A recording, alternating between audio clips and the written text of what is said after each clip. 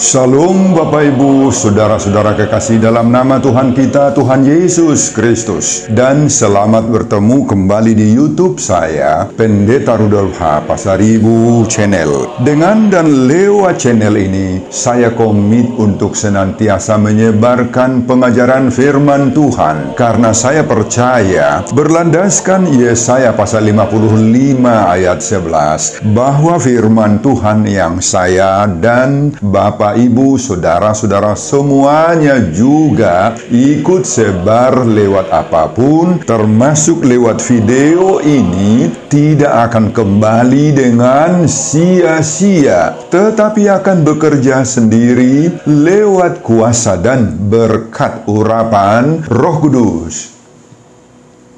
Mari Bapak Ibu, saudara-saudara semuanya, saya ajak membantu saya untuk menyebarkan pengajaran firman Tuhan, khotbah di ibadah Minggu Perayaan Turunnya Roh Kudus Pentakosta pertama, 28 Mei 2023, terambil dari kitab Injil Yohanes pasal 20 ayat 19 sampai dengan ayat 23, dan epistel dari 1 Samuel pasal 10 ayat 6 sampai ayat 13. Diikat oleh topik atau tema, terimalah Roh Kudus. Dalam bahasa Batak Toba dituliskan, Jakon matodi porbadia. Saya baca untuk kita, simaklah pembacaan firman Tuhan berikut ini. Judul perikop Yohanes pasal 20 ayat 19 sampai 23 adalah Yesus menampakkan diri kepada murid-muridnya. Ketika hari sudah malam pada hari pertama minggu itu, berkumpullah murid-murid Yesus di suatu tempat dengan pintu-pintu yang terkunci karena mereka takut kepada orang-orang Yahudi.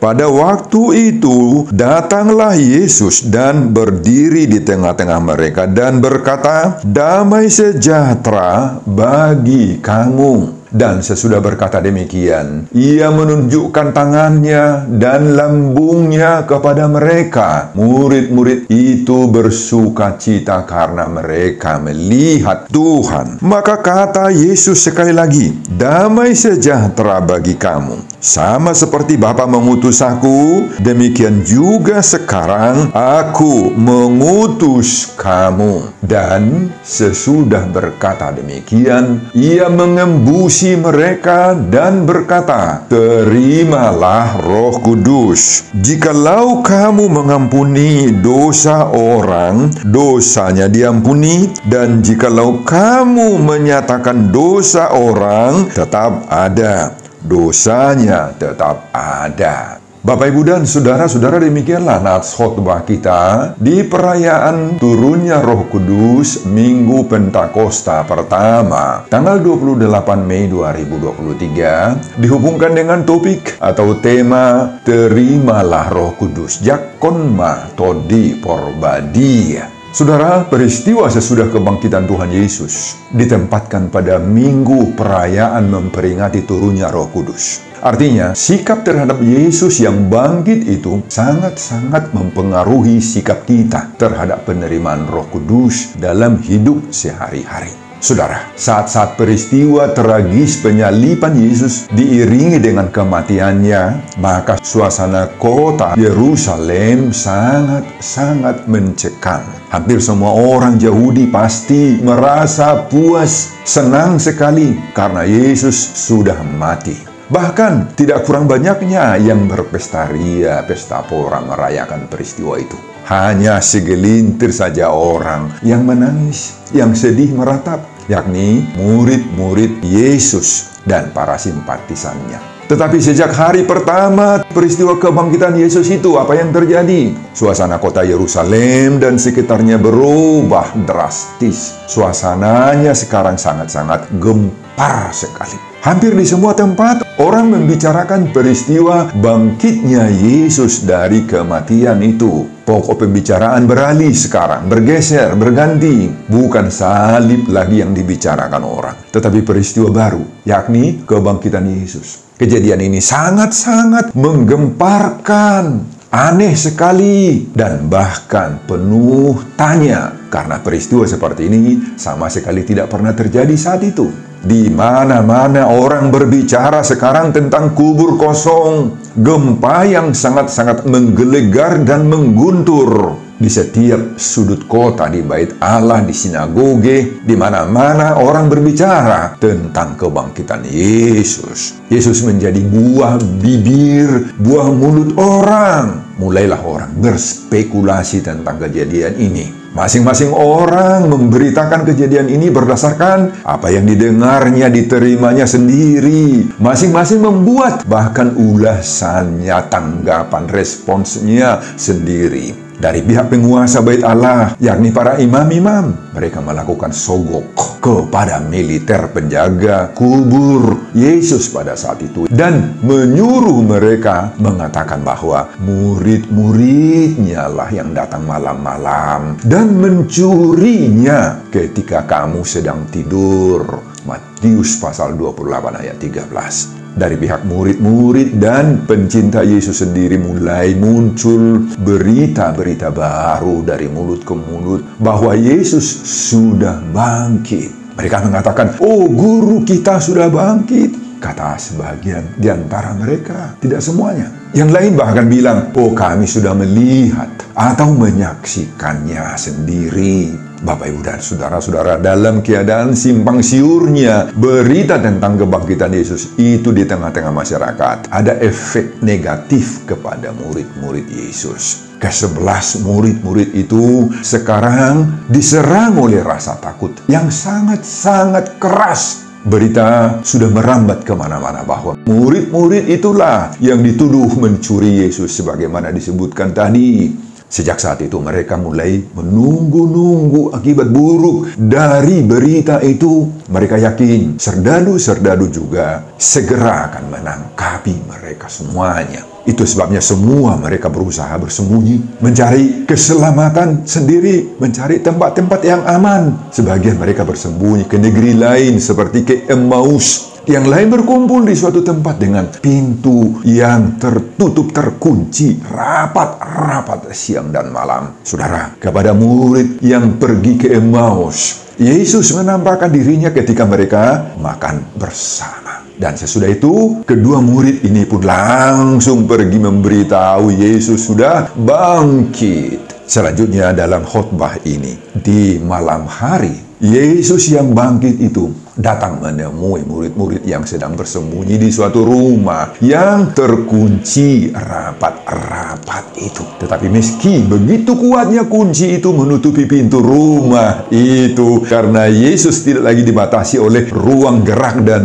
waktu, Yesus masuk dan mengatakan kepada mereka, "Shalom Aleichem, damai sejahtera bagi kamu. Damai madihamu." Selanjutnya Yesus juga menunjukkan tangannya dan lambungnya dengan melihat dengan mata kepala sendiri tentang Yesus, dan bahkan tangan dan lambungnya tadi, murid-murid itu bersuka cita karena mereka sudah yakin betul, mereka sudah lihat sekarang fakta Yesus sudah bangkit. Dan untuk kedua kalinya Yesus mengatakan lagi, "Damai sejahtera bagi kamu. Sama seperti Bapa mengutus aku, demikian juga sekarang aku mengutus kamu." Dan ketika Yesus mengembusi mereka, Yesus mengatakan, "Terimalah Roh Kudus." Saudara, ucapan Yesus, "Terimalah Roh Kudus," itulah yang diserukan oleh topik Minggu Pentakosta bagi kita, tanggal 28 Mei 2023. Terimalah Roh Kudus, jakon matonti porbadia. Dengan kemauan kita menerima Roh Kudus memimpin hidup kita, maka berbagai-bagai hal yang positif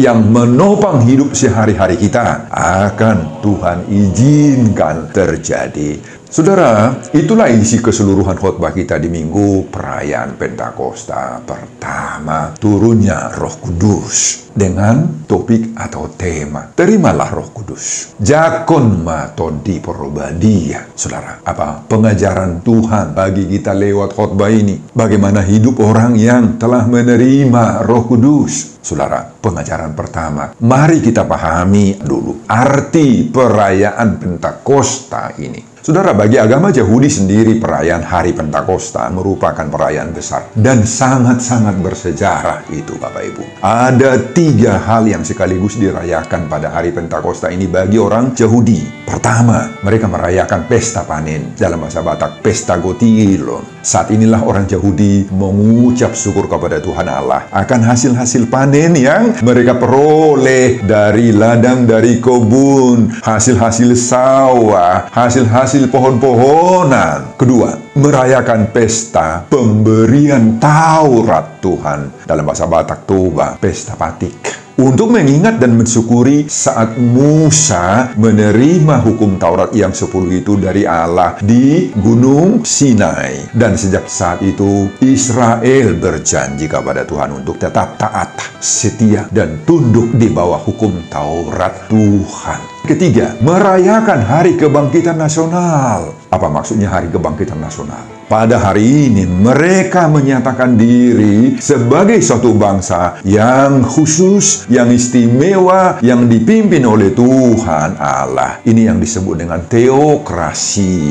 Nah, bandingkan dengan tanggal 20 Mei bagi kita yang oleh bangsa Indonesia dirayakan sebagai Hari Kebangkitan Nasional. Saudara, saat merayakan hari besar Pentakosta ini, ada peraturan bagi orang Yahudi bahwa semua orang Israel, dimanapun mereka berada, saat itu harus datang ke Yerusalem dari berbagai-bagai pelosok atau penjuru dunia ini. Datang juga dari bangsa lain dalam berbagai-bagai urusan dan keperluan ke Yerusalem saat itu. Mungkin urusan dagang, urusan bisnis, atau juga menyangkut dengan urusan pemerintahan, urusan politik. Sebagaimana nampak dalam Kisah Rasul pasal 2 ayat 9 sampai 11. Jadi Bapak Ibu, dapat kita bayangkan betapa ramainya Yerusalem saat peristiwa turunnya Roh Kudus. Betapa hiruk pikuknya manusia lalu lalang dalam 1001 macam kesibukan di Yerusalem saat perayaan Pentakosta yang merayakan 3 sekaligus event besar dalam agama atau dalam masyarakat Israel. Pada saat ramai seperti itulah Tuhan Allah mendemonstrasikan, mempertontonkan pemberian pencurahan Roh Kudus bagi murid-murid Yesus, bagi orang-orang percaya. Selama ini Roh Kudus hanya diberikan kepada orang-orang tertentu saja yang ada hubungannya dengan misi Allah di dunia ini, seperti kepada hakim-hakim, kepada nabi-nabi, kepada raja-raja dan lain-lain. Tetapi sekarang Roh Kudus itu diberi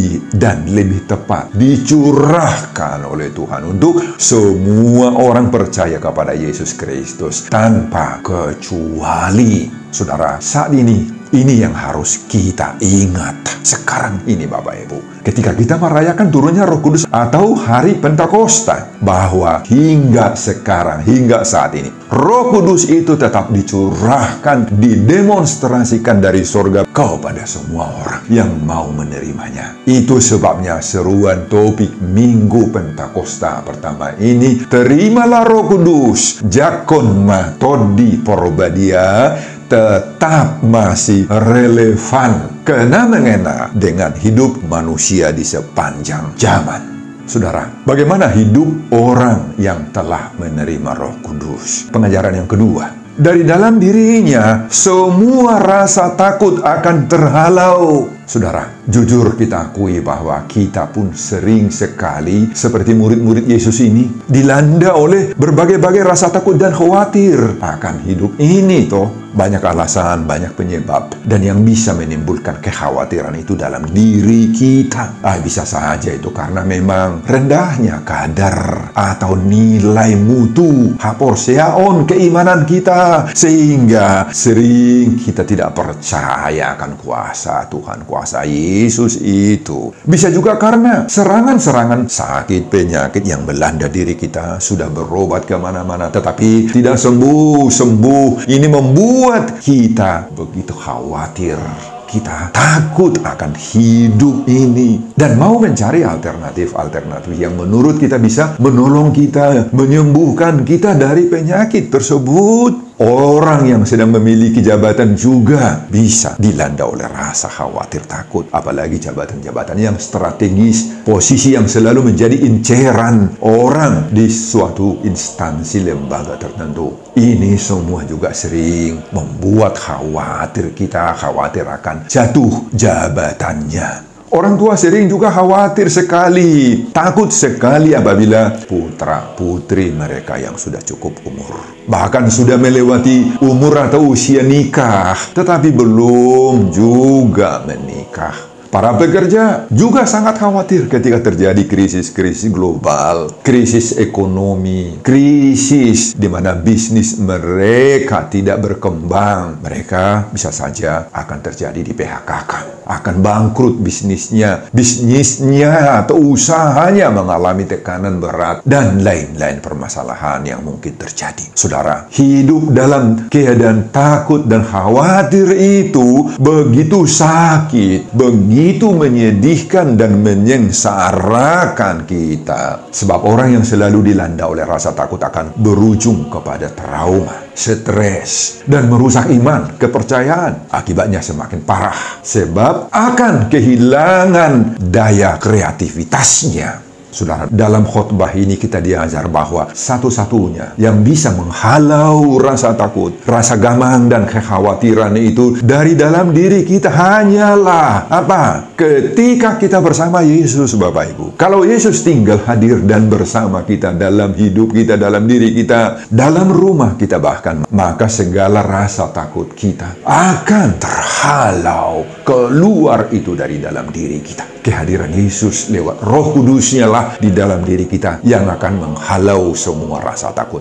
Dan sebaliknya, dalam diri kita juga akan lahir apa? Lahir damai sejahtera yang dari Tuhan itu sendiri. Dengan kehadiran Roh Kudus itu kita tidak lagi merasa seperti sendirian, tidak lagi seperti tadiang nahapuluan menyendiri tanpa teman, tidak lagi seperti itu Bapak Ibu. Tidak lagi merasa diri kita kesepian, terpujung, enggak lagi seperti ditinggalkan oleh semua orang. Kita rasakan diri kita, tetapi akan bangkit semangat baru dan bangkit juga kreativitas baru kita. Itu akan muncul semua di dalam diri kita. Nah, untuk itu semua terimalah Roh Kudus. Jakon maton di perbadia, sebagaimana topik Minggu Pentakosta pertama ini. Hanya orang yang telah menerima Roh Kudus lah yang bisa mengalami kebangkitan rohani dan pengharapan baru akan muncul dalam dirinya. Amin Bapak Ibu.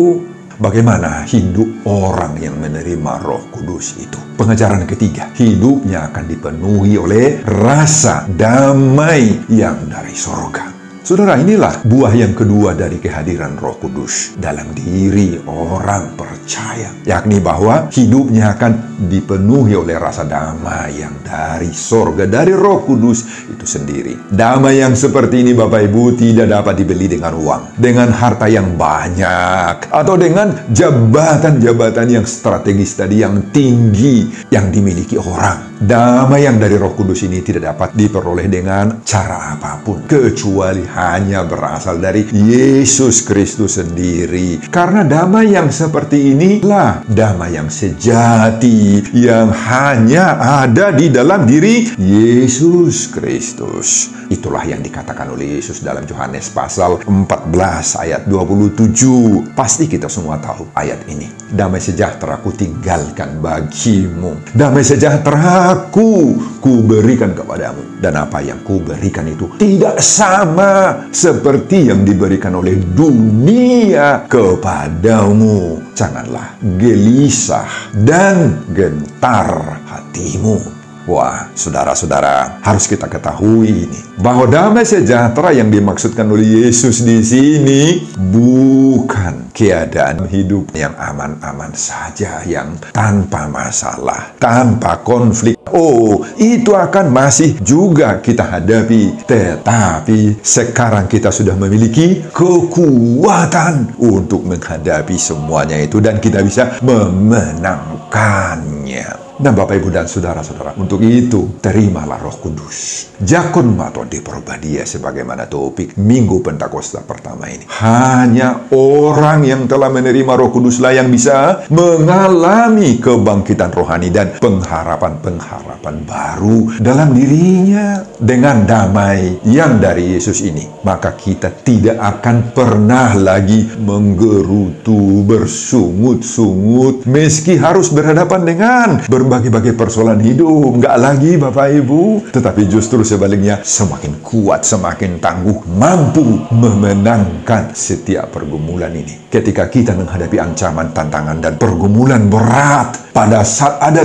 trouble, ada crash yang memukul, yang menjatuhkan hidup kita ini, maka Roh Kudus itu akan menopang, menyertai kita, menenangkan hati kita, sehingga tetap ada damai sejahtera dalam diri kita. Seruan topik Minggu Pentakosta pertama inilah yang mendorong kita untuk mampu berhadapan dengan semua tantangan itu. Makanya terimalah Roh Kudus, Jakon mato di Perbadia, sehingga Roh Kuduslah andalan, Roh Kuduslah kekuatan penggerak rohani kita, serta yang membentengi hidup kita sehingga kuat dan dipenuhi oleh damai sejahtera. Bagaimana hidupnya orang yang menerima Roh Kudus? Pengajaran keempat, tidak menutup pintu hatinya bagi Yesus dan firman. Saudara, ketika ada tanda-tanda bahwa rasa takut atau galau, kekhawatiran mulai menyerang kita lewat berbagai-bagai caranya, maka iblis dan kuasa-kuasa roh jahat sedang menyerang kita, menyerang Bapak Ibu, untuk menjatuhkan dan membuat kita jauh dari Tuhan. Dan dengan demikian, rasa damai itu akan hilang sama sekali, dan akibatnya berbagai-bagai kelemahan lainnya akan disuntikkan kepada kita, antara lain putus asa, mandili mahita. Ini yang disuntikkan oleh rasa galau, rasa khawatir, rasa takut itu, Bapak Ibu. Nah, bagaimana kita menghadapi semuanya itu? Jawaban satu-satunya dan tidak ada alternatif lain adalah kita harus berupaya sekuat tenaga meminta agar Roh Kudus itu tinggal menetap di dalam diri kita. Inilah satu-satunya cara yang harus kita perjuangkan secara iman, dan agar kita bisa menjaga atau memelihara Roh Kudus tetap tinggal dalam diri kita, maka jangan pernah menutup, mengunci hati, mengunci pikiran, dan termasuk rumah kita, tempat tinggal kita terhadap Yesus. Jangan kunci hatimu, jangan kunci waktumu, jangan kunci keinginanmu terhadap firman Tuhan yang menyapa kamu lewat khotbah-khotbah di gereja, di pertanian, atau lewat media-media sosial juga. Banyak firman yang bisa menyapa kita, termasuk juga lewat YouTube yang saat ini sedang kita dengarkan, Bapak, Ibu, dan saudara-saudara. Media-media sosial ini begitu ramai, begitu banyak yang bisa menyapa kita akan firman Allah. Jangan pernah kita bosan-bosan kita, Bapak Ibu, beribadah, berdoa dalam hal aktivitas gereja, aktivitas punguan gerejamu banyak sekali menjadi sarana untuk membuka diri masuknya Yesus dan Roh Kudus dalam diri kita. Izinkan Yesus masuk ke rumahmu. Dan inilah yang menjadi pertanyaan bagi kita sekarang. Bagaimana agar Yesus itu masuk dalam rumah kita, masuk dalam hati, masuk dalam pikiran kita. Yohanes pasal 14 ayat 23 mengatakan, jika seorang mengasihi aku, ia akan menuruti firman-Ku, dan Bapa-Ku akan mengasihi dia, dan kami akan datang kepadanya dan diam bersama-sama dengan dia. Wah, hebat sekali firman Tuhan ini, Bapak Ibu. Jadi menurut ayat ini ada dua cara supaya Yesus masuk dalam diri kita. Mengasihi Allah, kemudian menuruti firman-Nya. Nah, buah dari kedua-duanya ini disebutkan di sini. Kami akan datang kepadanya dan diam bersama-sama dengan dia. Nah, inilah sikap Yesus kepada orang yang mengasihi Allah dan menuruti firman-Nya. Kami, kata Yesus, akan datang ke dalam rumahnya. Kepada rumah siapa? Ke rumah orang yang mau mengasihi Allah, mau mau menuruti mendengar firman-Nya. Amin Bapak Ibu.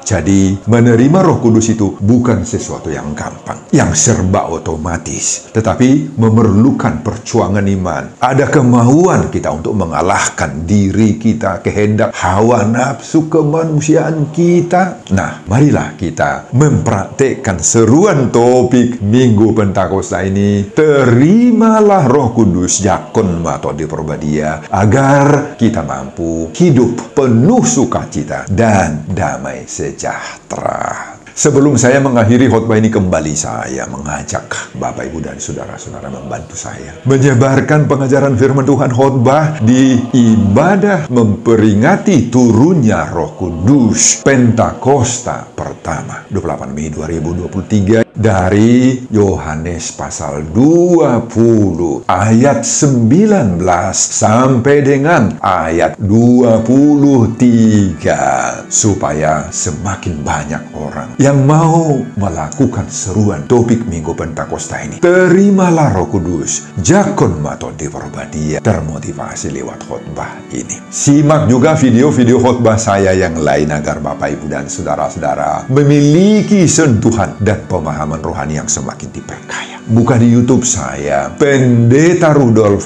Pasaribu Channel. Selamat mengikuti ibadah Minggu Pentakosta pertama buat kita semuanya. Tuhan Yesus memberkati kita. Salum Horas. Amin. Bapak, terima kasih untuk firman-Mu di Minggu Pentakosta yang pertama ini. Tuhan, kami sering dilanda oleh berbagai rasa takut dan khawatir dalam hidup kami. Sama seperti murid-murid di saat kebangkitan-Mu terjadi. Oleh karena itu, Bapak, kuatkan kami supaya kami mampu menghadapi semuanya itu lewat kuasa Roh Kudus yang tinggal menetap di dalam diri kami. Turunlah, curahkanlah Roh-Mu kepada kami. Biar kami kuat menghadapi semua tantangan.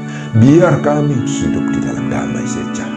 Berkati setiap jemaat yang mendengar khotbah ini, supaya mereka juga mau memberi dirinya menjadi tempat Roh Kudus tinggal, dan supaya setiap pendengar khotbah ini mau dikuasai, dipenuhi oleh Roh Kudus. Berkati hamba-Mu dalam mempersiapkan khotbah-khotbah berikutnya. Dan semuanya ini saya peruntukkan demi kemuliaan, hormat, kebesaran nama Tuhan. Di dalam nama Yesus Kristus saya berdoa dan mengucap syukur. Amin.